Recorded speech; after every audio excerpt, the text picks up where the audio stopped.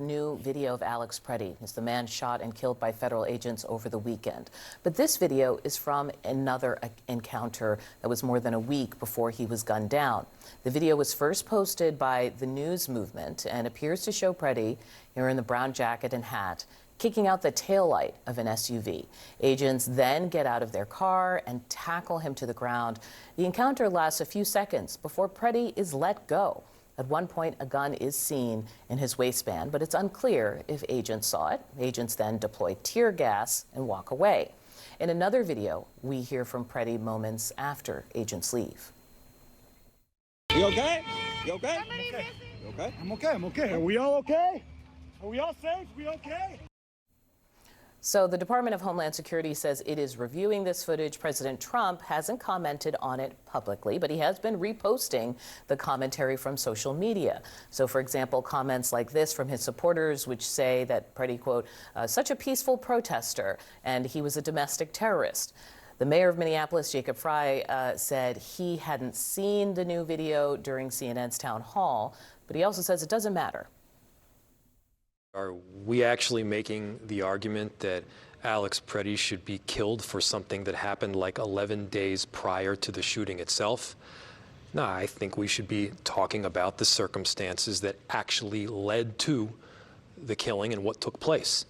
And those circumstances, I mean, you can believe your own two eyes.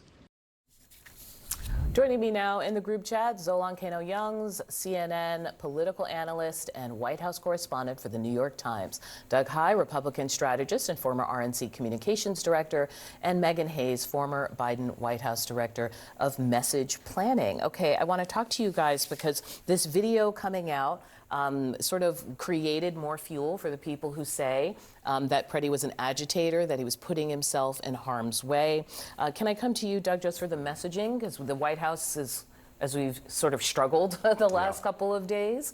What do you think they're going to be doing with this video, and how, does it change things? In some ways it does. It is agitating, and it is putting yourself in harm's way. And ultimately, that shouldn't matter for what happens 11 days earlier. But everything in our discourse is so weaponized, has been for a long time. So I think if we go back to the Rodney King beating, after that we heard, well, Rodney King did this, and it turned out 6 months later Rodney King did that. None of that had any real relevance to the actions that police did on a highway in Los Angeles. But in our political discourse, we know this is going to be used. We know it's going to be weaponized. And as we talk about de-escalation, I would hope that everybody can de-escalate a little bit. Everybody can exhale. We're going to keep talking about that that's part of the situation as well. Exactly. Tom Homan's going to speak today. We're going to talk about that separately. I want to play this clip of Steve Bannon on Wednesday, just because he's the kind of person who is very loud from the sidelines, right, through the war room, in trying to tell the White House, look, this is what you should be doing at any given time. And here was his take on this moment. We have to hold the line. There can be no de-escalation at all. You don't need to bring down the temperature. Raise the temperature. Put them under pressure. They're the ones that are cracking. Are you guys cracking? No, I mean, I think that that's inflammatory and disgusting, and I don't know what his reasoning is for saying that. It might be because he wants Kristi Noem out, and if they keep raising the temperature, she'll inevitably say something stupid again and maybe lose her job this time. But I do think that what he did 11 days prior to being killed doesn't change the fact that he was still murdered. If you want to surface that video and he's still alive and charge him with something retroactively, that would be a different conversation, but you can't do that because the man is no longer living. So I just think it's kind of a silly conversation to have. It just shows, again, how long this has been going on and how people are just so enraged, and it just keeps going. And so this is what's going to continue to happen. You're going to have people continue to go to the streets over and over and over again, but something that happened 2 weeks prior should tell us that this has been going on too long. And it also doesn't explain why the administration officials said that he was brandishing a gun in the moments before he was shot as well, right? There's core questions as far as this shooting. Why did you say he was brandishing a gun? You were so quick to also use the term domestic terrorism as well, assassin. A video 11 days prior doesn't answer those questions, nor does it provide clarity on why the administration in the investigation they're doing is not examining criminal wrongdoing for these agents as well. It's especially because there you have an example of ICE agents not circling someone and ending up shooting them, right? Like, arguably, you see him taking an action and you don't see them reacting the way we saw in the moment to his death. Republicans are spooked. Two examples I'll give you. One, I got an email 2 days ago from a very conservative, very senior Republican member of Congress who said, "What should I say?"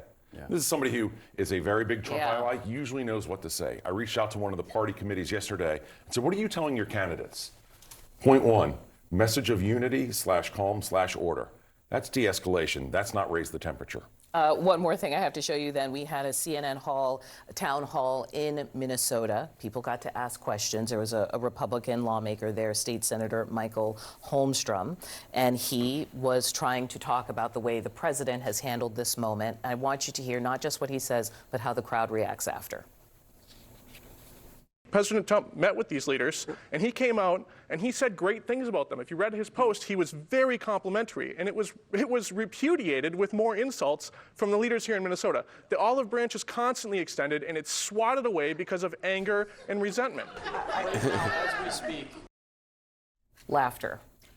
I mean, I think that's the problem. I think that's the problem that Republicans are going to face going into the midterms is what they keep saying, don't believe your lying eyes. It's like they're in this little bubble that they are the only ones that believe what's going on outside of it. But the voters are going to have the final say. You hear people just blatantly just laughing at this guy, which is not normal in those town halls. We've all sat in them before. They're normally very quiet and very respectful. So it's kind of interesting that you hear all these people just having open reactions to just the lies that you're being told to see. John Miller is here. So, John, as Priscilla is saying, it is, we cannot definitively say that it was at this incident when he got the rib broken. But we do know that they've only said there was one other known incident. So I'm going to say it appears likely that it is that incident, but we cannot definitively say that. But this is very significant that we're actually looking at this. It is, and it raises a whole raft of different questions. But one question is, and it goes back to the tactics, behavior, and procedures of these officers. So here you have an individual who is kicking their car, breaks a taillight. The officers immediately get out of the car, grab him, wrestle him to the ground, or attempt to. For 25 seconds, they're struggling with him. It does not appear that during that time, even though he wriggles out of his coat and escapes their grasp, that they detect or know that he has a loaded firearm in the small of his back in a holster. Right. So they missed that. But which in the case where he died, of course, they saw it, removed it, and then subsequently he was shot. Exactly. So that's a kind of a pattern of poor tactics that we're seeing here, because if someone destroys government property, breaks a taillight on a vehicle, and you get out and you wrestle with that person, the normal thing to do is to arrest that person.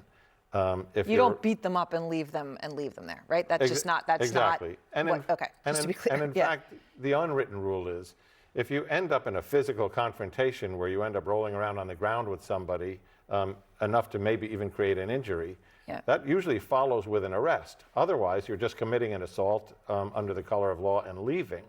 So the fact that they didn't take police action is another deficit in kind of what are the rules of engagement and what does law have to do with it? Right. So operating outside the law, outside of precedent, outside of norm, outside of training, sloppy, all of that true. When it comes to the next incident, I was saying to you, as you and I were getting ready to come to air, I was saying, well, in a sense, the two may be completely unrelated, right? If he comes upon a group of, he's protecting the woman that he was trying to do, and there's a group of Customs and Border Patrol officers, and that would end so tragically. But you raised a very interesting point, which... So the question is, are any of the agents involved in the confrontation we just looked at 11 days before, any of the same agents who encountered him on Saturday that ultimately led to him being shot to death? In other words, one of the questions we've been asking as we look at that video is, the government narrative, the first version was, he approached agents with a gun. In fact, when you look at the videos, they approached him rather aggressively, and we don't know the answer to this, but if they were the same agents from the earlier encounter, were they still upset? Were they angry at him over what he did to their car, the fact that they tried to arrest him and he got away? Was that a factor? And until we figure out which agents were at both encounters, we won't know that. No, and obviously they have, none of that information has been released. Although, of course, as we point out, Attorney General Bondi is very quick to release mugshots of people that they arrested today. But we don't yet know those identities of those, of the people who shot him yet. All right, John Miller, thank you very much.